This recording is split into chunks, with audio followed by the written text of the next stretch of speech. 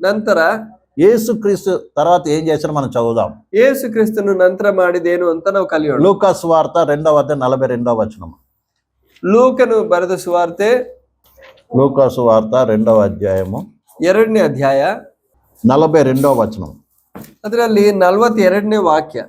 ఆయన 12 ఏండ్ల వాడై ఉన్నప్పుడు ఆ పండగ ఆచరించుటకై వాడుక చొప్పున వారు యెరూషలేమునకు వెళ్ళిరి.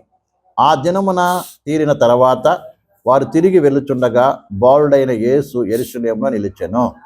ఆయన తల్లిదండ్రులు ఆ సంగతి ఎరుగక ఆయన సమూహంలో ఉన్నాడని తలంచి ఒక దిన ప్రయాణము సాగిపోయి తన బంధువులతో నెలవరైన వారిలోనూ ఆయనను వెతుకుచుండిరి.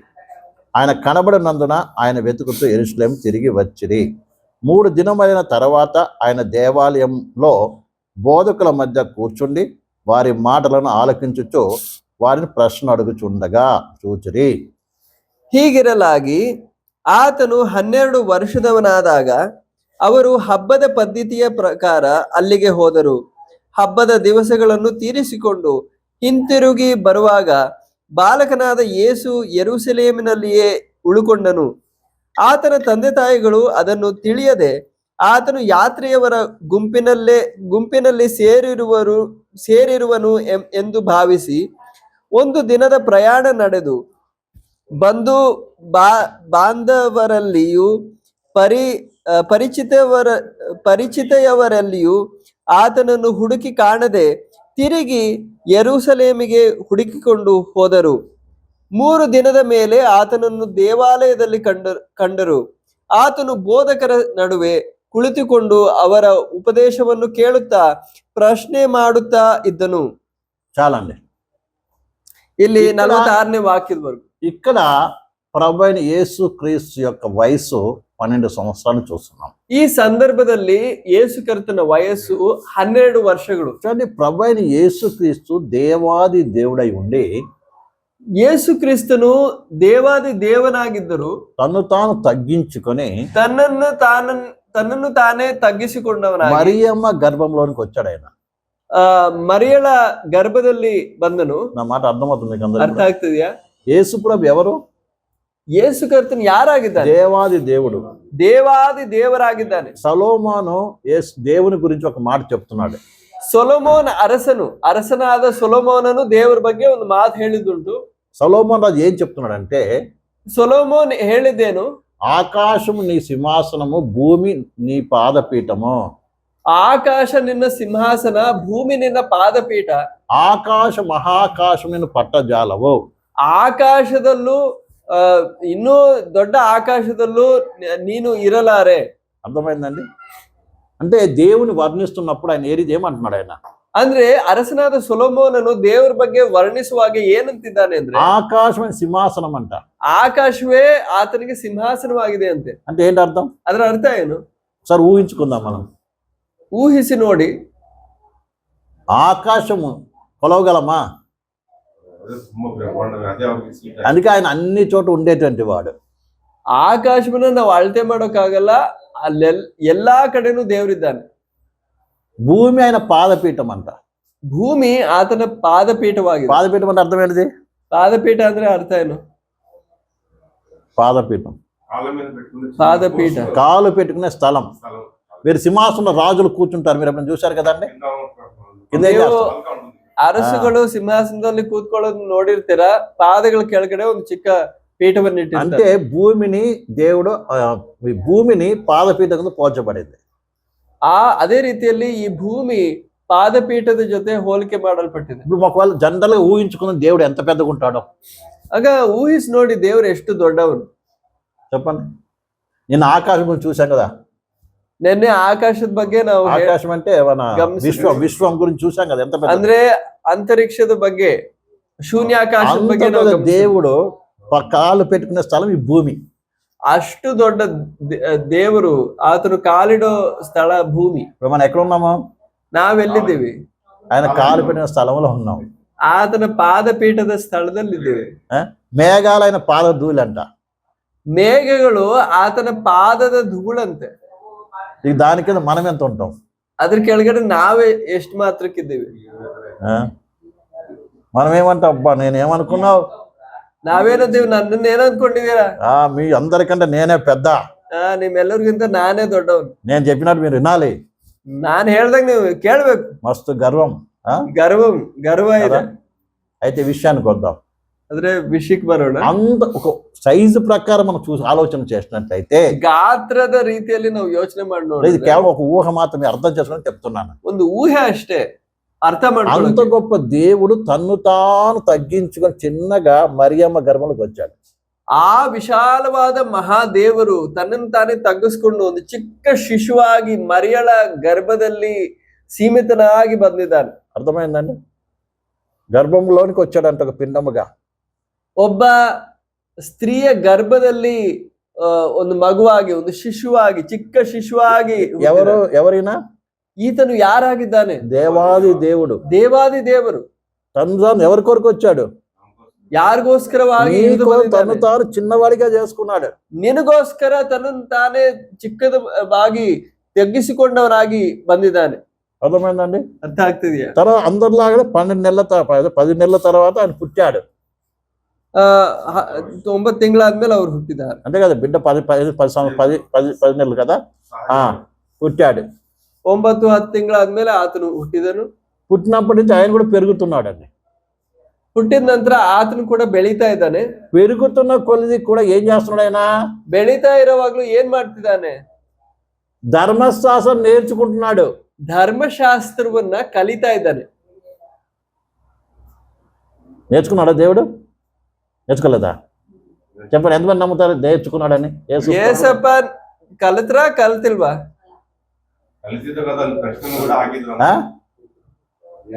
ఏం చేస్తున్నాడు యేసు ప్రభు? ಈ ವಿಷಯನ ಚೆನ್ನಾಗಿ ಜ್ಞಾಪಕದಲ್ಲಿ. ఇప్పుడు యేసు ప్రభుకి 12 సంవత్సరాల వయసుకి ಈಗ ಯೇಸು ಕರ್ತನ 12ನೇ ವಯಸ್ಸಿನಲ್ಲಿ వాక్యం బాగా నేర్చుకున్నాడండి. తల్లిదండ్రుల దగ్గర నేర్చుకున్నాడు.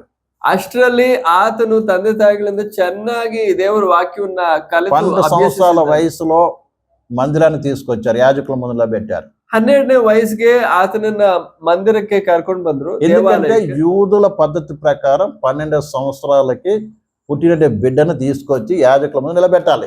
ಯಾಕಂದ್ರೆ ಯಹೂದ್ಯರ ಪದ್ಧತಿಯ ಪ್ರಕಾರ 12ನೇ ವಯಸ್ಸಿಗೆ ಮಕ್ಕಳನ್ನ ಯಾಜಕರ ಹತ್ರ ದೇವಾಲಯದಲ್ಲಿ ಪ್ರತಿಷ್ಠಿಸಬೇಕು, ಅಂದ್ರೆ ನಿಲ್ಲಿಸಬೇಕು. అప్పుడు యాజకులు వాళ్ళు ప్రశ్నిస్తారు. ಆವಾಗ ಯಾಜಕರು ಆ ಮಕ್ಕಳನ್ನ ಪ್ರಶ್ನಿಸ್ತಾರೆ. ఆ ప్రశ్నకి సరైన జవాబు చెప్పాలి. ಆ ಪ್ರಶ್ನೆಗಳಿಗೆ ಸರಿಯಾದ ಉತ್ತರ ಕೊಡ್ಬೇಕು. అప్పుడు ఒకవేళ అంత ఓకే అంటేనే వాళ్ళు సమాజ మందిరంలో కూర్చోబెడతారు, ఆరాధనలో కూర్చోబెడతారు. ಆ ಪ್ರಶ್ನೆಗಳಿಗೆಲ್ಲ ಒಂದು ತೃಪ್ತಿಕರವಾದ ರೀತಿಯಲ್ಲಿ ಉತ್ತರ ಕೊಟ್ರೇನೆ ಅವ್ರಿಗೆ ಆ ಮಗು ಸಭಾ ಮಂದಿರಕ್ಕೆ ಒಂದು ಸದಸ್ಯಳಾಗ್ತಾರೆ. అప్పుడే మెంబర్షిప్ వస్తుంది ఆయనకి. ಆವಾಗ್ಲೇ ಆ ಸಭಾ ಮಂದಿರದಲ್ಲಿ ಆ ಯಹೂದ್ಯನು ಒಂದು ಮೆಂಬರ್ಶಿಪ್ ಆಗೋದು, యూదుల లెక్కలో ಸದಸ್ಯನಾಗೋದು. అప్పటిదాకా యూదుల లెక్కలో తీసుకోరు వాళ్ళని. ಇಲ್ದೇ ಇದ್ರೆ ಯಹೂದ್ಯರ ಎಣಿಕೆಯಲ್ಲಿ ಅವ್ರು ಬರಲ್ಲ. అర్థమైంది? ಎರಡನೇದು, యేసు ప్రభు దేవుడై ఉండి, ಯೇಸು ಕರ್ತನು ದೇವರಾಗಿದ್ದು. వినాలి జాగ్రత్తగా అందరు కూడా. ಈ ಮಾತು ಚೆನ್ನಾಗಿ ಜಾಗೃತಿಯಾಗಿ ಕೇಳಿಸ್ಕೊಳ್ಳಿ. ఆయనే ధర్మశాస్త్రం ఇచ్చినవాడు.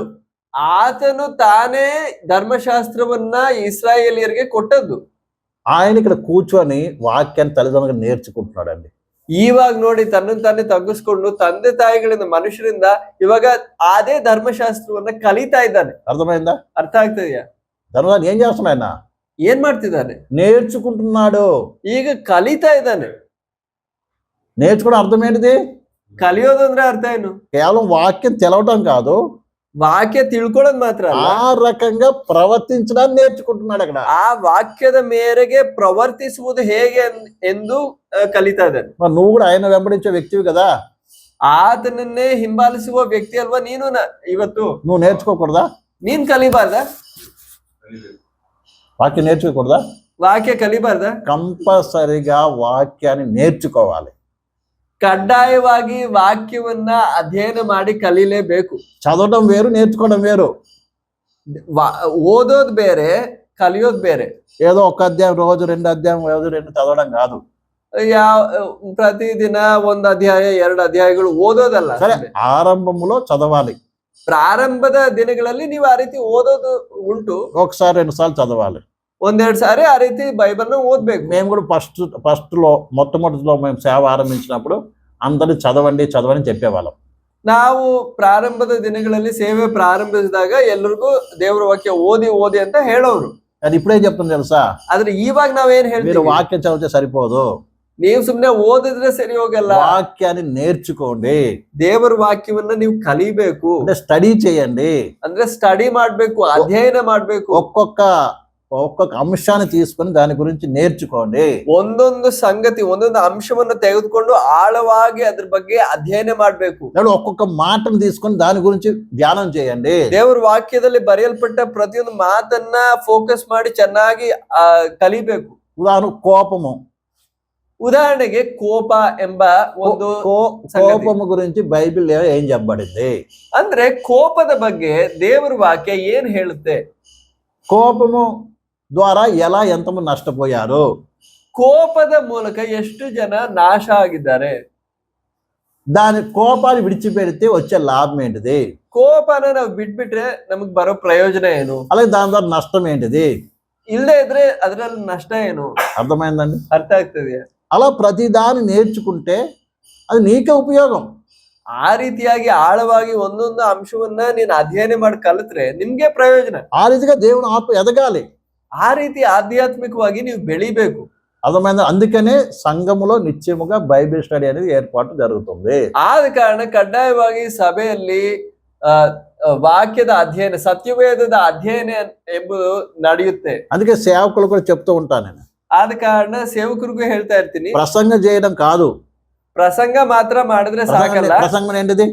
ಪ್ರಸಂಗ ಅಂದ್ರೆ ಏನು? నిలబడేస్తాను, చెప్పేస్తాను అంతే, 10 వాక్యాలు దగ్గర 100 వాక్యాలు చెప్పేస్తాను నేను ఇక్కడ, ನಿಂತ್ಕೊಂಡು 10-20 ವಾಕ್ಯ ಭಾಗಗಳನ್ನ ಹೇಳ್ಬಿಡ್ತೀನಿ, అంతే కదా? ಅಷ್ಟೇ ಅಲ್ವಾ? నిలబడి ప్రసంగం చేస్తే దాని నోట్ అన్ని ప్రసంగము అన్ని బైబిల్ ఆదికాండం ప్రకటన గ్రంథం చెప్పేస్తాను ఇక్కడ. ಆದಿ ಕಾಂಡದಿಂದ ಪ್ರಕಟಣೆ ಗ್ರಂಥದವರೆಗೂ ಎಲ್ಲ ಹೇಳ್ಬಿಡ್ತೀನಿ. ప్రసంగం ఏదంటే చెప్పేయచ్చు, ಪ್ರಸಂಗದಲ್ಲಿ ಏನಾದ್ರೂ ಹೇಳ್ಕೋಬಹುದು, కానీ బైబిల్ స్టడీ అనేది అది కాదు. ಆದ್ರೆ ಬೈಬಲ್ ಸ್ಟಡಿ, ಸತ್ಯವೇದ ಅಧ್ಯಯನ ಅಂದ್ರೆ ಅದಲ್ಲ. ఇప్పుడు నేను యేసు ప్రభువుని చెప్పుకుంటూ వస్తున్నాను, ಯೇಸು ಕ್ರಿಸ್ತನ ಬಗ್ಗೆ ನಾವು ಕಲಿತಾ ಬರ್ತಾ మీకు ಇದ್ದೀವಿ. ఏమైనా పిక్చర్ అర్థమవుతుందా? ಈಗ ಒಂದು ಚಿತ್ರ ನಿಮ್ಗೆ ಬರ್ತಾ ಇದೆಯಾ? అవును, యేసు ప్రభు అక్కడ ఉండేవాడు, ಯೇಸು ಕ್ರಿಸ್ತನು ಅಲ್ಲಿ ಇದ್ದದ್ದು, ఆయన మన కొరకు వదులుకున్నాడు ఇవన్నీ, ನಮಗೋಸ್ಕರ ಇದನ್ನೆಲ್ಲ ಬಿಟ್ಟನು. ఇంకా ఒక లైన్ గా ఒక స్టెప్ బై స్టెప్ మనకు వస్తున్నాం, ಒಂದು ಹೆಜ್ಜೆ ಹೆಜ್ಜೆಯಾಗಿ ಕ್ರಮವಾಗಿ ಒಂದು ವಿಷಯವನ್ನ ನಾವು ಕಲಿತಾ ಇದ್ದೀವಿ. మీకు ఏమన్నా అర్థమవుతుందా? ಇವಾಗ ಅರ್ಥ ಆಗ್ತಾ ಇದೆಯಾ? ఒక పిక్చర్ లాంటిది అర్థమవుతుందా? ಒಂದು ಚಿತ್ರವಾಗಿ ಇದು ಬಿಡಿಸಿ ಬರ್ತಾ ಇದೆಯಾ? అది ఎప్పటికి మైండ్ లో ఉండిపోతుంది మీకు. ಆ ರೀತಿ ಕಲಿತ್ರೆ ನಿಮ್ ಮನಸ್ಸಲ್ಲಿ ಯಾವಾಗ್ಲೂ ಉಳ್ಕೊಳ್ಳುತ್ತದೆ. అర్థమవుతుందా? ಅರ್ಥ ಆಗ್ತದೆ. లేకుంటే ఇక వేరే ఎవరన్నా వచ్చి అబద్ధ బోధ బోధించినా కూడా అది కాదు.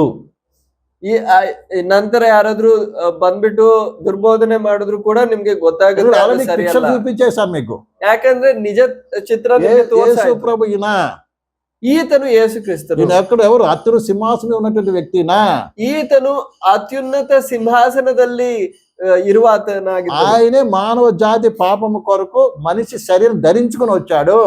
ಆತನೇ ಮಾನವ ಪಾಪದಿಂದ ರಕ್ಷಣೆ ಮಾಡೋದಕ್ಕೆ ಆತನು ಮನುಷ್ಯ ಶರೀರವನ್ನು ಧರಿಸಿಕೊಂಡು ಬಂದನು. ఇప్పుడు వచ్చి యేసు ప్రభు దేవుడు కాదు అంటే ఒప్పుకుంటారు? మరి ಯಾರಾದ್ರೂ ಬಂದು ಯೇಸು ಕರ್ತನು ದೇವರಲ್ಲ ಅಂತ ಹೇಳಿದ್ರೆ ನಾವು ಒಪ್ಕೊಳ್ತೀವ? ఆయన మనిషి, ಆತನು ಮನುಷ್ಯ ಮಾತ್ರ.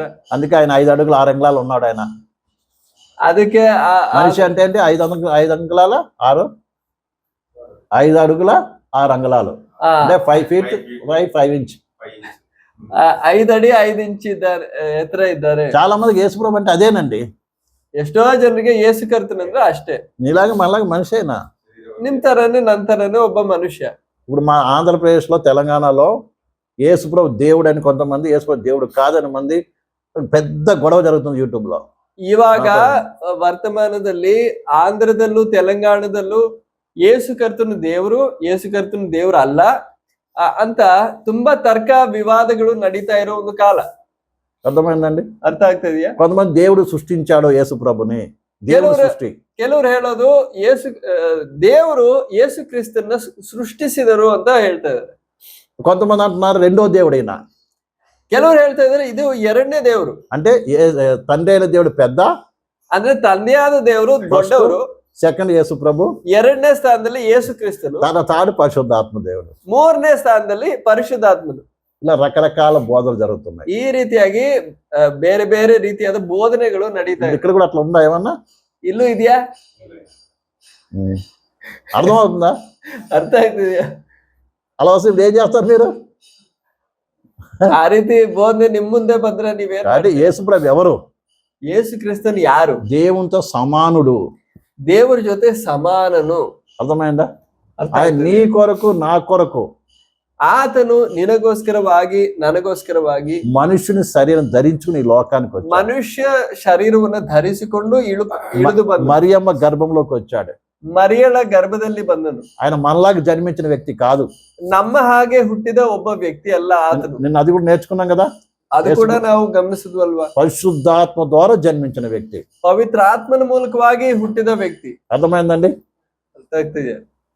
కాబట్టి ఇప్పుడు పుట్టిన తర్వాత ఆయన ఏం చేస్తాడు? మనలాగా మనిషిలాగానే పెరుగుతున్నాడు. ಈಗ ಹುಟ್ಟಿದ ನಂತರ ನಮ್ಮ ಹಾಗೆಯೇ ಮನುಷ್ಯನ ಹಾಗೆ ಬೆಳೀತಾ ಬರ್ತಾ ಇದ್ದಾನೆ. కాబట్టి పెరుగుతున్న కొలది ఆయన దేవుని వాక్యాన్ని కూడా నేర్చుకుంటున్నాడు. ఆయన ಆ ಬೆಳವಣಿಗೆಯ ಒಂದು ಭಾಗವಾಗಿ ದೇವರ ವಾಕ್ಯವನ್ನ ಓದಿ ಕಲಿತಾ ಇದ್ದಾನೆ. అందుకని విశ్వాసులైన వారైనా సేవకులైనా కూర్చొని దేవునితో ఏం చేయాలి? వాక్యాన్ని నేర్చుకోవాలి, సమయం కేటాయించాలి. ಆದ ಕಾರಣ ವಿಶ್ವಾಸಿಗಳಾಗಿದ್ರು ಸೇವಕರಾಗಿದ್ರು ಕೂತ್ಕೊಂಡು ಸಮಯ ಖರ್ಚು ಮಾಡಿ ಸಮಯ ಬೇರ್ಪಡಿಸಿ ದೇವರ ವಾಕ್ಯವನ್ನ ಅಧ್ಯಯನ ಮಾಡ್ಬೇಕು. దేవుడు రోజు 24 గంటలు ఇచ్చాడు నీకు. ಪ್ರತಿ ದಿನ ದೇವರು ದಾನವಾಗಿ 24 ತಾಸುಗಳು ಕೊಡ್ತಾ ಇದ್ದಾನೆ. అంతే కదా? ಹೌದಾ ಇಲ್ವಾ? అందులో 8 గంటలు నీ పనికి పోయినా సరే, ಅದರಲ್ಲಿ 8 ತಾಸು ನೀವು ಕೆಲ್ಸಕ್ಕೆ ಹೋದ್ರು ಸರಿ, పొద్దునకి అన్నిటికీ ఒక 10 గంటలు వేసుకుందాం. ಬೆಳಗ್ಗೆ మధ్యాహ్నం ಇದೆಲ್ಲ ಸೇರಿಸಿ ಒಂದು 10 ತಾಸು ಅಂತ పొద్దున్న లేచి కాలకృత్యాలు, ఇంటి పని, వంట పని అన్ని చేసుకోవడానికి పొద్దున సాయంత్రం 10 గంటలు వేసుకుందాం. ಯಾಕಂದ್ರೆ ಬೆಳಗ್ಗೆ ಎದ್ದಿದ್ದೆ ನಿಮ್ಗೆ ಅದು ಇದು ಕೆಲಸ ಇರುತ್ತೆ, ಅಡಿಗೆ ಮಾಡೋದು ಅದೆಲ್ಲ ಕೆಲಸ ಇರುತ್ತೆ. 12 గంటలు వేసుకుందాం. 10 ಅಲ್ಲ 12 ಅಂತಾನೆ ಇಟ್ಕೊಳ್ಳಿ. ఇంకా నీకు ఎన్ని గంటలు ఉన్నాయి? ಇನ್ನೂ ಎಷ್ಟು ಗಂಟೆಗಳಿವೆ? 12 గంటలు 2 గంటలు ఇవ్వలేవా దేవునికి? ಆ 12 ಗಂಟೆಯಲ್ಲಿ 2 ಗಂಟೆಗಳು ದೇವರಿಗೆ ಕೊಡಕ್ಕಾಗಲ್ವಾ? 1 గంట ప్రార్థన లేక 1 గంట వాక్య బైబిల్ చదవడానికి, 1 ತಾಸು ಪ್ರಾರ್ಥನೆಗೆ, 1 ತಾಸು ಬೈಬಲ್ ಓದೋದಕ್ಕೆ, ಕಲಿಯೋದಕ್ಕೆ. సేవకులు అయితే ಸೇವಕರಾದ್ರೆ 8 గంటలు కూడా లేదుగా. ಆ 8 ಗಂಟೆ ಉದ್ಯೋಗ ಮಾಡೋ ಇದು ಇಲ್ವಲ್ಲ? పూజ ఏం చేయాలి? ಕೂತ್ಕೊಂಡು ಏನ್ ಮಾಡ್ಬೇಕು? నేర్చుకోవాలి, ಕಲಿಬೇಕು. అది నీ ఆత్మక్షామృద్ధి కొరకు, ಅದು ನಿಮ್ಮ ಸ್ವಂತ ಆಧ್ಯಾತ್ಮಿಕ ಬೆಳವಣಿಗೆ ಅಭಿವೃದ್ಧಿಗಾಗಿ. అర్థమవుతుందా? ಅರ್ಥ ಆಗ್ತದೆಯಾ? కాబట్టి ఈ విషయాన్ని మనం బాగా అర్థం చేసుకోవాలి. ಈ ವಿಷಯ ನಾವು ಚೆನ್ನಾಗಿ ಅರ್ಥ ಮಾಡ್ತೀವಿ. యేసుక్రీస్తు అంతటి ఆయనే ಯೇಸು ಕ್ರಿಸ್ತನು ತಾನೇ వాక్యాన్ని, ధర్మశాస్త్రాన్ని నేర్చుకున్నాడు, ಧರ್ಮಶಾಸ್ತ್ರವನ್ನ ಕಲಿತುಕೊಂಡನು. అలాగే టెస్ట్ కూడా ఇచ్చాడు పోయి. ಅದಲ್ಲದೆ ಹೋಗಿ ಪರೀಕ್ಷೆ ಕೂಡ ಕೊಟ್ಟನು. అవునా? ఇప్పుడు మాకు కూడా పరీక్షలు ఉన్నాయి వచ్చేదల్లా. ಈಗ ನಮಗೂನು ಪರೀಕ್ಷೆ ಇದೆ. ಆಂಧ್ರಕ್ಕೆ ಅಲ್ಲಿ ಹೋದ್ರೆ ಹೈದರಾಬಾದ್ ಅಲ್ಲಿ ನಮಗೂ ಪರೀಕ್ಷೆ ಇದೆ. సేవకులకి మాకు కూడా పరీక్ష ఉంది. ಸೇವಕರಾದ ನಮಗಳು ಕೂಡ ಪರೀಕ್ಷೆ ಇದೆ. సబ్జెక్ట్ ఇవ్వబడింది, ಅದು ವಿಷಯ ಇದೆ, ಕಲಿಯೋ ವಿಷಯ. పోర్షన్ అంటారు, ఎవరు సబ్జెక్ట్ అంటే పోర్షన్ ఇవ్వబడింది, ఆ సిలబస్ ఇవ్వబడింది, ಕಲಿಯೋ ಸಬ್ಜೆಕ್ಟ್ ಇದೆ. ಆ ಸಬ್ಜೆಕ್ಟ್ ಮೇಲೆ ಪರೀಕ್ಷೆ ನಡೆಯುತ್ತೆ. ನಾವು ಪರೀಕ್ಷೆ ಬರೀಬೇಕು, వినాలి, ಕೇಳಿಸ್ಕೋಬೇಕು, రాసుకోవాలి, ಬರ್ಕೋಬೇಕು, చదవాలి, ಓದ್ಕೋಬೇಕು, పరీక్ష రాయాలి, ಹೋಗಿ ಪರೀಕ್ಷೆನೂ ಬರಿಬೇಕು. ఆ పరీక్షను బట్టి తీర్మానం జరుగుతుంది. ಆ ಪರೀಕ್ಷೆ ನಾವ್ ಹೇಗ್ ಬರಿತೀವೋ ಅದ್ರ ಪ್ರಕಾರ ఏ గ్రేడ్, బి గ్రేడ్, ನಮ್ಗೆ ಗ್ರೇಡನ್ನು ಕೊಡ್ತಾರೆ. A grade, B grade. నేను పాస్టర్ని, నేను సేవకు పిలిచానంటే కుదరదు. ಓ ನಾನ್ ಪಾಸ್ಟರು, ನಾನ್ ಇಂಥವ್ನು ಅಂತವ್ನು ಅಂತ ಸುಮ್ನೆ ಹೇಳೋದ್ರಿಂದ ನಡೆಯಲ್ಲ. యేసు ప్రభు కన్నా గొప్పడు కాదు. ನೀನ್ ಯೇಸು ಕರ್ತನಿಗಿಂತ ದೊಡ್ಡವನೇನಲ್ಲ. యేసు ప్రభు పరీక్ష పెట్టుకున్నా ఎదుర్కోవాలి లేదా? ಯೇಸು ಕರ್ತನ್ ತಾನೇ ಪರೀಕ್ಷೆ ಬರೆದಿದ್ದಾನೆ. కానీ ఏదైనా వాక్య ప్రకారం మనం చేసేది, మన సొంతం కాదు. ನಾವಿದ್ ಏನು ಕೂಡ ನಾವು ನಮ್ಮ ಸ್ವಂತ ಐಡಿಯಾ ಅಲ್ಲ, ದೇವ್ರ ವಾಕ್ಯದ ಪ್ರಕಾರ ಇದೆಲ್ಲ ಮಾಡ್ತಾ ಇದ್ದೀವಿ. ఏదో నాకు దేవుడు పిలిచాడు, సేవ నన్ను నడిపించాడు, వాడుకుంటున్నాడు అంటే కుదరదు. ಓ ದೇವ್ರು ನನ್ನ ಕರೆದ, ನಾನು ಸೇವೆ ಮಾಡ್ತಾ ಇದ್ದೀನಿ, ದೇವ್ರು ನನ್ನ ಉಪಯೋಗಿಸ್ತಾ ಇದ್ದಾನೆ ಅಂತ ಹೇಳ್ಬಿಟ್ರೆ ನಡೆಯಲ್ಲ. దేవుడు అనుకుంటే ದೇವ್ರು ಅನ್ಕೊಂಡ್ರೆ కాకిని కుక్కని అర్థమైందా, చాపని కోడిని వాడుకుంటాడు. ದೇವ್ರಿಗೆ ಬೇಕಾಗಿದ್ರೆ ಕಾಗೆನ, ಒಂದು ನಾಯಿನ, ಒಂದು ಕತ್ತೆನ ಅಥವಾ ಒಂದು ಕೋಳಿನ ಕೂಡ ಉಪಯೋಗಿಸಿ ತನ್ನ ಕಾರ್ಯಗಳನ್ನ ನಡೆಸ್ತಾನೆ. బైబిల్లో వాడుకున్నాడు లేదా? ದೇವ್ರ ವಾಕ್ಯದಲ್ಲಿ ನೋಡ್ತೀವ, కాకిని వాడుకున్నాడు, ಕಾಗೆನ ಉಪಯೋಗಿಸಿದ್ದಾನೆ, కుక్కల్ని వాడుకున్నాడు, ನಾಯಿಗಳನ್ನ ಉಪಯೋಗಿಸಿದ್ದಾನೆ. అర్థమైందా? ఇంకా ఏం వాడుకున్నాడు? చేపలను వాడుకున్నాడు, ಮೀನನ್ನ ಉಪಯೋಗಿಸಿದ್ದಾನೆ, మరి ఇంకా కోడిని వాడుకున్నాడు, ಕೋಳಿನ ಉಪಯೋಗಿಸಿದ್ದಾನೆ. ఎవరైనా వాడుకుంటాడు దేవుడు. ಯಾವ್ದನ್ನಾದ್ರೂ ದೇವ್ರು ಉಪಯೋಗಿಸ್ಕೊಳ್ತಾನೆ. అందుకని ప్రతి ఒక్కరు అందుకని జాగ్రత్త పడాలి. ಆದ ಕಾರಣ ಪ್ರತಿಯೊಬ್ರು ಅದಕ್ಕಾಗಿ ಜಾಗ್ರತೆ ವಹಿಸ್ಬೇಕು. కాబట్టి దేవుడు సేవ జరిగించుకోవాలనుకుంటే, ಆದ ಕಾರಣ ದೇವರು ಸೇವೆ ನಡೆಸಬೇಕು ಅಂತ ಅನ್ಕೊಂಡ್ರೆ ఏ సమయంలో ఏ రీతిగా ఎవరైనా వాడుకుంటాడు. ಯಾವ ರೀತಿಯಲ್ಲಿ ಯಾರನ್ನಾದ್ರೂ ಆತನು ಉಪಯೋಗಿಸ್ಕೋಬಹುದು. కానీ దేవుడు మనల్ని ఏర్పాటు చేస్తున్నాడు. ఎందుకు? ಆದ್ರೆ ನಮ್ಮನ್ನ ದೇವರು ಆರಿಸಿಕೊಂಡದ್ದು ఆయన యొక్క అడుగు జాడలను మనం నేర్చుకొని ಆತನ ಹೆಜ್ಜೆ ಜಾಡೆಯನ್ನು ಕಲಿತುಕೊಂಡು ఆ రీతిగా నడిచి ಅದೇ ರೀತಿಯಲ್ಲಿ ನಡೆದು ఆయన వలె మార్చబట్ట కొరకు, ಆತನ ಹಾಗೆಯೇ ರೂಪಾಂತರ ಪಡುವುದಕ್ಕಾಗಿ. అర్థమైందండి? ಅರ್ಥ ಆಗ್ತಿದೆಯಾ? 46వ వచనం చదవండి. 46ನೇ ವಾಕ್ಯ ನಾವು యెషయా గ్రంథము 50వ అధ్యాయం 4 నుంచి చదవండి. ಯೆಶಾಯ 50ನೇ ಅಧ್ಯಾಯ. ಯೆಶಾಯನ ಪ್ರವಾದನೆಯಲ್ಲಿ 50ನೇ ಅಧ್ಯಾಯದಲ್ಲಿ 4వ వచనం నుంచి 4ನೇ వాక్యದಿಂದ ನಾವು ಓದೋಣ. అలసిన వానికి మాటల చేత ఓడించే జ్ఞానమును నాకు కలుగునట్లు శిష్యునికి తగిన నోరు యెహోవా నాకు దయచేసి ఉన్నాడు. శిష్యుడు వినున్నట్లు నేను వినుటకై ఆయన ప్రతి ఉదయము వినుబుద్ధి పుట్టించుచున్నాడు. ಬಳಲಿ ಹೋದವರನ್ನು ಮಾತುಗಳಿಂದ ಸುಧಾರಿಸುವುದಕ್ಕೆ ನಾನು ಬಲ್ಲವನಾಗುವಂತೆ ಕರ್ತನಾದ ಯೆಹೋವನು ಶಿಕ್ಷಿತರ ನಾಲಿಗೆಯನ್ನು ನನಗೆ ದಯಪಾಲಿಸಿದ್ದಾನೆ. ಬೆಳಗು ನನ್ನನ್ನು ಎಚ್ಚರಿಸಿ ಶಿಕ್ಷಿತರಂತೆ ನಾನು ಕೇಳುವ ಹಾಗೆ ನನ್ನ ಕಿವಿಯನ್ನು ಜಾಗರಗೊಳಿಸುತ್ತಾನೆ. ఈ వచనము యేసు ప్రభువును గురించిన ప్రవచనమై ఉంది. ಈ ವಾಕ್ಯ ಭಾಗ ಯೇಸು ಕ್ರಿಸ್ತನ ಬಗ್ಗೆ ಒಂದು ಪ್ರವಾದನೆಯ ಮಾತಾಗಿದೆ. యేసయ్యంట శిష్యువుకు తగినటువంటి గుణాన్ని ఇచ్చాడంట. ಯೇಸು ಕರ್ತನಿಗೆ ಶಿಕ್ಷಿತನಾದ ಒಂದು ಗುಣ ಕೊಟ್ಟಿದ್ದಾನೆ. యేసయ్యకి ఏ గుణం ఉంది? ಯೇಸು ಕರ್ತನಿಗೆ ಎಂತಹ ಒಂದು ಗುಣ ಇದೆ? ఒక శిష్యునికున్న గుణం, డిసైపుల్. ಒಬ್ಬ ಶಿಷ್ಯನಿಗೆ ಇರುವಂತಹ ಒಂದು ಗುಣಲಕ್ಷಣ ಯೇಸು ಕರ್ತನಲ್ಲಿ ಇದೆ. శిష్యుడు అంటే అర్థం ఏంటిది? ಶಿಷ್ಯ ಅಂದ್ರೆ ಅರ್ಥ ಏನು చెప్పండి. గురువు దగ్గర నేర్చుకునే వ్యక్తి, గురువును వెంబడించే వ్యక్తి. ಗುರುವು ಹತ್ರ ಬಂದು ಕಲಿಯೋ ವ್ಯಕ್ತಿ ಅಥವಾ ಗುರುನ ಹಿಂಬಾಲಿಸೋ ವ್ಯಕ್ತಿ. ఇక్కడ యేసు ప్రభు కంత వినుబుద్ధి కలిగి ఉన్నాడంట. ಇಲ್ಲಿ ನಾವು ಯೇಸು ಕರ್ತನ ಬಗ್ಗೆ ಓದಿ ಕಲಿಯೋದು ವಿನುಬುದ್ಧಿ. ನನ್ನ ಕಿವಿಯನ್ನು ಜಾಗರಗೊಳಿಸುತ್ತಾನೆ, ನಾನು ಕೇಳುವ ಹಾಗೆ ಶಿಕ್ಷಿತರಂತೆ ನಾನು ಕೇಳುವ ಹಾಗೆ ನನ್ನ ಕಿವಿಯನ್ನು ಜಾಗರಗೊಳಿಸುತ್ತಾನೆ. ఇక్కడ సింపుల్ ఒక్క మాట జాగ్రత్తగా వినండి. ಇಲ್ಲಿ ಜಾಗ್ರತೆಯಿಂದ ಒಂದು ಮಾತನ್ನ ఇక్కడ శిష్యునికి తగిన చెవులు ఇచ్చాడంట, అంటే వినే చెవులు ఇచ్చాడంట. ಅಂದ್ರೆ ಒಬ್ಬ ಶಿಷ್ಯನಿಗೆ ತಕ್ಕಂತೆ ಇರುವ ಒಂದು ಕಿವಿಯನ್ನ ಕೇಳಿಸ್ಕೊಂಡು ಕಲಿಯೋ ಒಂದು ಕಿವಿಯನ್ನ ದೇವ್ರು ಕೊಟ್ಟಿದ್ದಾರೆ. మనం పరిశుద్ధ గ్రంథం కూడా అపోస్తలులు ఇచ్చిన ఆజ్ఞను మనం చూస్తున్నాం.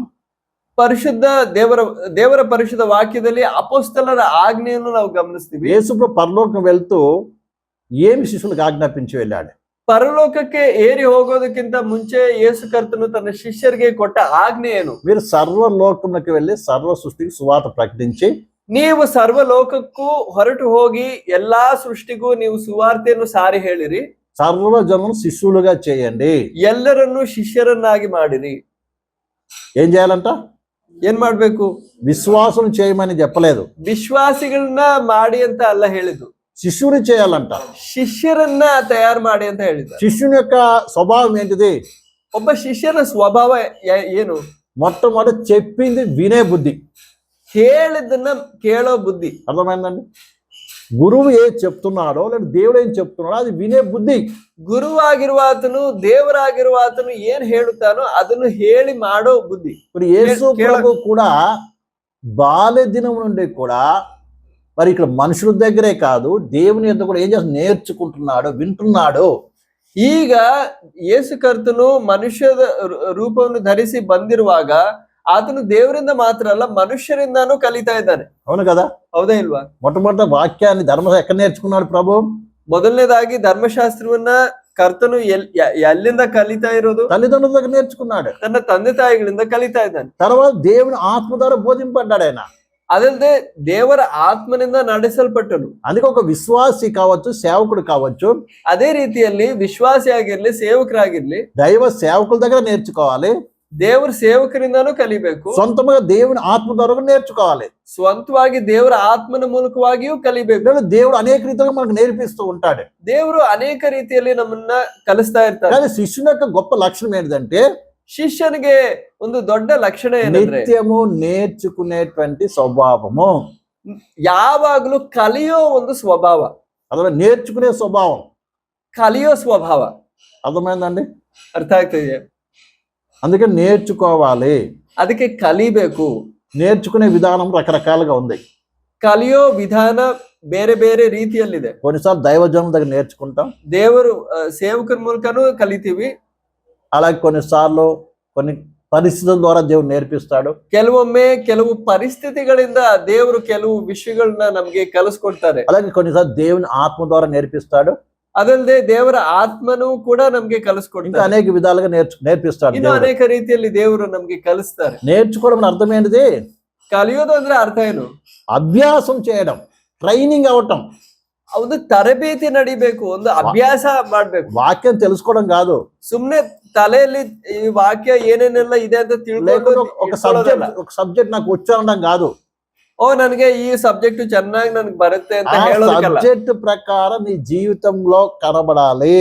ಆ ಸಬ್ಜೆಕ್ಟ್ ಪ್ರಕಾರ ನಿಮ್ ಜೀವಿತ ರೂಪಾಂತರಗೊಳ್ಬೇಕು. ಆ ಸಬ್ಜೆಕ್ಟ್ ನಿಮ್ ಜೀವನದಲ್ಲಿ ಕಾಣಿಸ್ಬೇಕು. నువ్వు సబ్జెక్ట్ బోధించడమే కాదు, ಆ ಸಬ್ಜೆಕ್ಟ್ ಅನ್ನ ನೀವು ಹೇಳ್ಕೊಡೋದಲ್ಲ, అది అనుభవపూర్వకంగా కనబడాలి నీలో.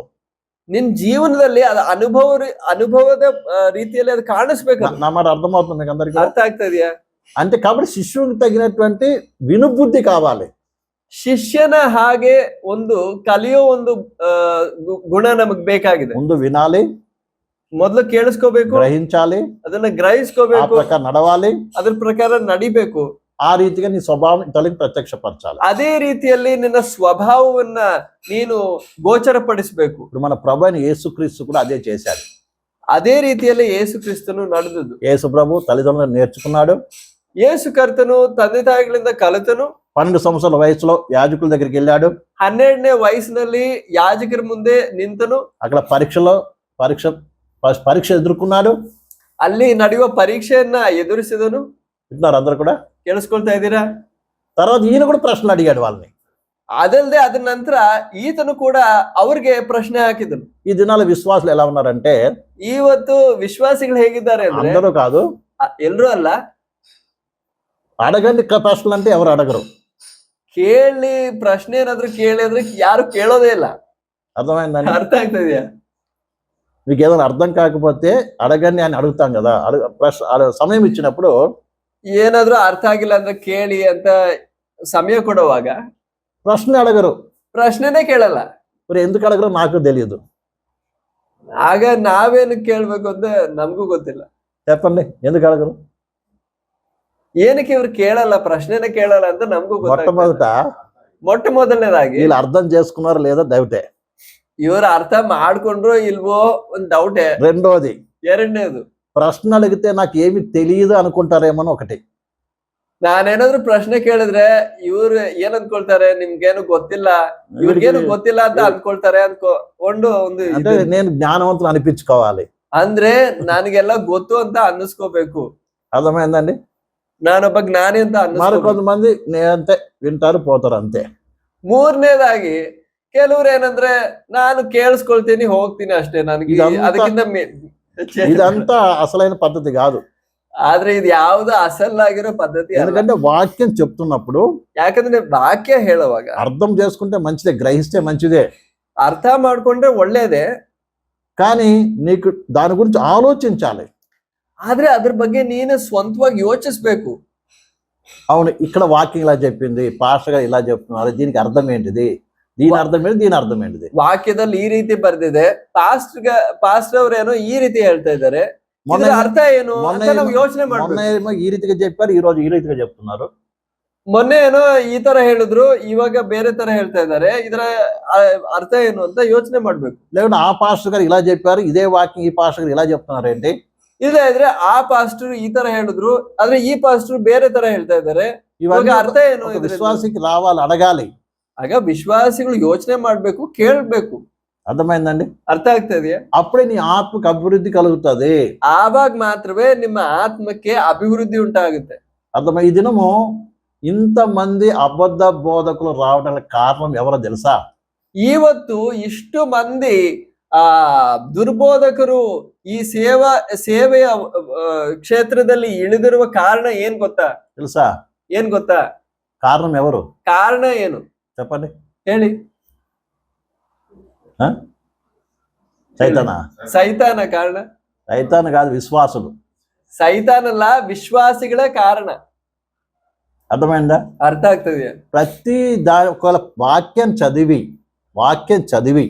ವಾಕ್ಯವನ್ನ ಓದಿ వాక్యం అర్థం అవుతే, ವಾಕ್ಯವನ್ನ ಚೆನ್ನಾಗಿ ಅರ್ಥ ಮಾಡ್ಕೊಂಡ್ರೆ, అప్పుడు ఏదన్నా బోధకుడు బోధించినప్పుడు ಯಾವುದಾದ್ರೂ ಒಬ್ಬ ಬೋಧಕ ಬಂದು ಬೋಧನೆ ಮಾಡಿದ್ರೆ అప్పుడు ప్రశ్నిస్తారు, ಪ್ರಶ್ನೆ ಮಾಡ್ತಾರೆ. అర్థమవుతుందండి? ಅರ್ಥ ಆಗ್ತದೆಯಾ? అది నీ బాధ్యత, ಅದು ನಿನ್ನ ಕರ್ತವ್ಯ, విశ్వాసి బాధ్యత. ಒಬ್ಬ ವಿಶ್ವಾಸಿಯ ಬಾಧ್ಯತೆ ಆಗಿದೆ. కానీ మీ ఆత్మీయ జీవితం గురించి ನಿಮ್ಮ ಆಧ್ಯಾತ್ಮಿಕ ಜೀವನದ ಬಗ್ಗೆ కేవలం సేవకుందే కాదు బాధ్యత, ಸೇವಕರದ್ದು ಮಾತ್ರ ಅಲ್ಲ ಕರ್ತವ್ಯ, మీది కూడా బాధ్యత ఉంది. ಅದ್ರಲ್ಲಿ ನಿಮ್ಗೂ ಕರ್ತವ್ಯ ಇದೆ. ఏది మంచి చెడని వివేచించే జ్ఞానం కావాలి. ಯಾವ್ದು ಒಳ್ಳೇದು ಯಾವ್ದು ಕೆಟ್ಟದ್ದು ಅಂತ ವಿವೇಚಿಸುವ ಜ್ಞಾನ ನಿಮ್ಗೆ ಬೇಕು. ఆ స్థితికి ఎదగాలి ప్రతి విశ్వాసి. ಆ ಒಂದು ಹಂತಕ್ಕೆ ನೀವು ಬೆಳೆದು ಬರ್ಬೇಕು. శిష్యుడు అంటే అర్థం ఏంటిది? ಶಿಷ್ಯರು ಅಂದ್ರೆ ಅರ್ಥ ಏನು? యేసు ప్రభుని వెంబడించే వ్యక్తి, ಯೇಸು ಕ್ರಿಸ್ತನನ್ನ ಹಿಂಬಾಲಿಸುವ ಒಬ್ಬ ವ್ಯಕ್ತಿ, యేసును ఎరిగిన వ్యక్తి, ಯೇಸು ಕ್ರಿಸ್ತನ ಅರಿತ ವ್ಯಕ್ತಿ, యేసు యొక్క అడుగుజాలను ఎరిగిన వ్యక్తి, ಯೇಸು ಕ್ರಿಸ್ತನ ಹೆಜ್ಜೆ ಜಾಡೆಯನ್ನು ಅರಿತುಕೊಂಡ ವ್ಯಕ್ತಿ, ఆ అడుగుజాలు నడుస్తున్న వ్యక్తి, ಆ ಹೆಜ್ಜೆ ಜಾಡೆಯಲ್ಲಿ ನಡೆಯುವ ವ್ಯಕ್ತಿ. మరి అర్థమైందండి? ಅರ್ಥ ಆಗ್ತದೆಯಾ? నడుస్తున్న వ్యక్తికి ఏమవుద్ది? ಆ ರೀತಿ ನಡೆಯೋ ವ್ಯಕ್ತಿಗೆ ಏನಾಗುತ್ತೆ? పక్కన ఇంకో అడుగు కనబడింది అనుకోండి, వేరే అడుగు, ಅದ್ರ ಪಕ್ಕದಲ್ಲೇ ಬೇರೆ ಒಂದು ರೀತಿಯಾದ ಹೆಜ್ಜೆ ಜಾಡೆ ಕಾಣಿಸ್ಕೊಳ್ತು ಅನ್ಕೊಳ್ಳಿ. మరి అర్థమవుతుంది మీకు అందరికీ? ಅರ್ಥ ಆಗ್ತದೆಯಾ? యేసు క్రీస్తు మన కొరకు ఏం చేశాడు? తన అడుగుజాలను పెట్టి వెళ్ళాడు. ನಮಗೋಸ್ಕರವಾಗಿ ಯೇಸು ಕರ್ತನು ತನ್ನ ಹೆಜ್ಜೆ ಜಾಡೆಯನ್ನು ಮಾದರಿಯಾಗಿ ಇಟ್ಟು ಹೋಗಿದ್ದಾನೆ. కాబట్టి నువ్వు ఆయన అడుగుజాలు గమనించి ఆ ప్రకారం అడుగులు వేసుకుంటూ నడుస్తున్నావు. ಆ ರೀತಿಯಾಗಿರುವಾಗ ನೀನು ಗಮನ ಇಟ್ಟು ಆ ಹೆಜ್ಜೆ ಜಾಡೆಯನ್ನು ನೋಡಿ ಹೆಜ್ಜೆ ಹಾಕಿ ಹೋಗುತ್ತಾ ಇದೀಯಾ. పక్కన వేరే అడుగుజాలు కనబడినప్పుడు ಅದ್ರ ಪಕ್ಕದಲ್ಲೇ ಬೇರೆ ಒಂದು ಹೆಜ್ಜೆ ಜಾಡೆ ಕಾಣಿಸುವಾಗ ఇది దేశై అడుగుజాడ, వేరే అడుగుజాలు ఏం చేయాలి నువ్వు గమనించి చూస్తావు. ಆವಾಗ ನೀನು ಇದು ಏಸಪ್ಪನ ಮಾದರಿಯ ಇಲ್ಲವಾ ಬೇರೆ ಒಂದು ರೀತಿಯಾದ ಮಾರ್ಗವ ಅಂತ ನೀನ್ ಗಮನಿಸಿ ನೋಡ್ತೀಯ. అది ఏసై అడుగువా లేకపోతే వేరే తెలుసుకుంటావు. ಏಸಪ್ಪನ ಹೆಜ್ಜೆಯ ಅಥವಾ ಬೇರೆ ಯಾರ್ದೋ ಹೆಜ್ಜೆಯ ಅಂತ ನೀವು ಅರ್ಥ ಮಾಡ್ಕೊಳ್ತೀರ. నా మాట అర్థమవుతుంది మీకు అందరికి? ಅರ್ಥ ಆಗ್ತದೆಯಾ? కానీ ఆలోచించే జ్ఞానం నీకు కావాలి. ಆ ರೀತಿ ಆಲೋಚಿಸಿ ವಿವೇಚಿಸುವ ಒಂದು ಜ್ಞಾನ ನಿಮ್ಗೆ ಬೇಕು. అందుకే ఎబ్రాయిల పత్రిక 5వ అధ్యాయం చెప్తాడు, మంచి చెడు ವಿವೇಚಿಂಚೆ ಜ್ಞಾನಂ ಕಾವಾలని ನನಗೆ ಅಡುತ್ತಾడు ವಿಶ್ವಾಸುಗಳಿಗೆ. ಅದಕ್ಕೆ ಇಬ್ರಿಯರಿಗೆ ಬರೆಯಲ್ಪಟ್ಟ ಪತ್ರಿಕೆಯಲ್ಲಿ 5ನೇ ಅಧ್ಯಾಯದಲ್ಲಿ ಆ ವಿಷಯ ನಾವು ಓದ್ತೀವಿ. ವಿಶ್ವಾಸಿಗಳಿಗೆ ಒಳ್ಳೆಯದು ಕೆಟ್ಟದನ್ನು ವಿವೇಚಿಸುವ ಒಂದು ಸಾಮರ್ಥ್ಯ ಬೇಕು. ఒకవేళ ఆ స్థితి లేకపోతే నువ్వు ఇంకా పసిపిల్లోడివే ఆత్మీయ స్థితిలో. ಆ ಒಂದು ಹಂತಕ್ಕೆ ನೀವು ಇನ್ನೂ ಬೆಳೆದಿಲ್ಲ ಅಂದ್ರೆ ನೀವು ಆಧ್ಯಾತ್ಮಿಕವಾಗಿ ಇನ್ನೂ ಶಿಶು ಆಗಿದ್ದೀರಾ, ಒಂದು ಮಗು ಆಗಿದ್ದೀರಾ. నువ్వు ఆత్మీయంగా ఎదగట్లేదు, ಆಧ್ಯಾತ್ಮಿಕವಾಗಿ ಇನ್ನೂ ನೀವು ಬೆಳೀತಾ ಇಲ್ಲ. మరి అర్థమవుతుందని మీకు ಅರ್ಥ ಆಗ್ತಾ ಇದೆ? కళ్ళు మూసుకో. ಹಾಲೆಲೂಯ. ಪ್ರಾರ್ಥಿಸೋಣ ಪ್ರಿಯರೇ, ನಮ್ಮ ಕಣ್ಗಳನ್ನು ಮುಚ್ಚಿ ನಾವು ಪ್ರಾರ್ಥಿಸೋಣ. ದೇವರ ವಾಕ್ಯದ ಮುಂದೆ ನಮ್ಮನ್ನು ನಾವೇ ಸಮರ್ಪಿಸಿಕೊಳ್ಳೋಣ. ಹಾಲೆಲೂಯ. ಕರ್ತನಾದ ಯೇಸು ಕ್ರಿಸ್ತನು ತಾನು ಸಾಕ್ಷಾತ್ ದೇವರಾಗಿದ್ದರೂ ಕೂಡ ತನ್ನನ್ನು ತಾನೇ ತಗ್ಗಿಸಿಕೊಂಡವನಾಗಿ, ತನ್ನನ್ನು ತಾನೇ ಬರಿದು ಮಾಡಿಕೊಂಡವನಾಗಿ, ಮನುಷ್ಯರ ಮುಂದೆ ಆತನು ತಾನೇ Praise God. ಕೊಟ್ಟ ಆ ಧರ್ಮಶಾಸ್ತ್ರವನ್ನ ಕಲಿಯುವುದಕ್ಕೆ ಆತನು ಸಿದ್ಧನಾಗಿರುವಾಗ ನಾವಿನ್ನೆಷ್ಟು ಹೆಚ್ಚಾಗಿ ಒಂದು ಸಮರ್ಪಿತವಾದ ಒಂದು ಮನೋಭಾವದೊಂದಿಗೆ, ಹೌದಪ್ಪ ನಿನ್ನ ವಾಕ್ಯವನ್ನು ನಾನು ಕಲಿಯುತ್ತೇನೆ, ನಾನು ಅದಕ್ಕಾಗಿ ಸಮಯವನ್ನ ನಾನು ಬೇರ್ಪಡಿಸಿ ನಾನು ಆಸಕ್ತಿಯೊಂದಿಗೆ ಉತ್ಸಾಹದೊಂದಿಗೆ ನಿನ್ನ ವಾಕ್ಯವನ್ನು ಓದಿ ಆಳವಾಗಿ ಕಲಿಯುವುದಕ್ಕೆ ನಾನು ತೀರ್ಮಾನಿಸುತ್ತೇನೆ, ಸಮರ್ಪಿಸುತ್ತೇನೆ ಎಂಬ ಒಂದು ಮನೋಭಾವದೊಂದಿಗೆ ನಾವು ಪ್ರಾರ್ಥಿಸೋಣ ಪ್ರಿಯರೇ. ಅಪ್ಪ, ನಮ್ಮ ಸ್ವರ್ಗೀಯ ತಂದೆಯೇ, ನಿನ್ನ ಪರಿಶುದ್ಧ ನಾಮಕ್ಕೆ ಮಹಿಮೆ ಉಂಟಾಗಲಿ. ನಿನ್ನ ಮಹಾಕೃಪೆ, ನಿನ್ನ ದಯೆಯಿಂದ ಕರ್ತನೆ ನಿನ್ನ ಸನ್ನಿಧಿಗೆ ಮತ್ತೊಮ್ಮೆ ನಮ್ಮೆಲ್ಲರನ್ನೂ ಸೇರಿಸಿದ್ದಕ್ಕಾಗಿ ಸ್ತೋತ್ರ. ನಮ್ಮ ಕರ್ತನು ರಕ್ಷಕನು ಆದ ಯೇಸು ಕ್ರಿಸ್ತನ ನಾಮದಲ್ಲಿ ತಂದೆಯೇ, ನಮ್ಮನ್ನು ನಾವೇ ನಿನ್ನ ಕರಗಳಿಗೆ ಒಪ್ಪಿಸಿಕೊಡುತ್ತೇವಪ್ಪ. ತಂದೆಯೇ, ನಿನ್ನ ಸೇವಕರ ಮೂಲಕ ನಮಗೆ ಕೊಟ್ಟ ಈ ಒಂದು ಒಳ್ಳೆ ಸಂದೇಶಕ್ಕಾಗಿ ಸ್ತೋತ್ರ. ಕರ್ತನೆ, ನಾವು ಕೇಳುವುದು ಮಾತ್ರವಲ್ಲದೆ ಕರ್ತನೆ, ಈ ಸಂದೇಶ ನಮ್ಮ ಹೃದಯದಲ್ಲಿ ಅಂತರಂಗದಲ್ಲಿ ಆಳವಾಗಿ ಪ್ರವೇಶಿಸಿ ಕರ್ತನೆ, ನಾವು ಜೀವಿಸುವ ಆ ಒಂದು ಶೈಲಿಯಲ್ಲಿ ಒಂದು ದೊಡ್ಡ ರೂಪಾಂತರ ಉಂಟಾಗಲು, ನಾವು ಯೋಚಿಸುವ ರೀತಿಯಲ್ಲಿ, ನಾವು ನಡೆಯುವ ರೀತಿಯಲ್ಲಿ, ನಾವು ಜೀವಿಸುವ ರೀತಿಯಲ್ಲಿ ಒಂದು ದೊಡ್ಡ ರೂಪಾಂತರ ಉಂಟು ಮಾಡಲಿ ಎಂದು ನಾವು ಪ್ರಾರ್ಥಿಸುತ್ತೇವೆ. ನಾವೇ ಅದಕ್ಕಾಗಿ ನಾವೇ ನಿನ್ನ ಕರಗಳಿಗೆ ಒಪ್ಪಿಸಿಕೊಡುತ್ತೇವಪ್ಪ. ಮುಂದೆ ನೀ ನಮ್ಮನ್ನು ನಡೆಸು. ನಾವೇ ನಿನ್ನ ಕರಗಳಿಗೆ ಒಪ್ಪಿಸಿಕೊಡುತ್ತಾ ನಾವೇ ತಗ್ಗಿಸಿಕೊಳ್ಳುತ್ತಾ ಎಲ್ಲಾ ಮಹಿಮೆ ಘನತೆ ನಿನಗೆ ಅರ್ಪಿಸುತ್ತಾ ಕರ್ತನಾದ ಯೇಸು ಕ್ರಿಸ್ತನ ಪರಿಶುದ್ಧ ನಾಮದಲ್ಲಿ ನಾವು ಬೇಡಿಕೊಳ್ಳುತ್ತೇವೆ ತಂದೆ. ಆಮೆನ್. ಆಮೆನ್. ಆಮೆನ್.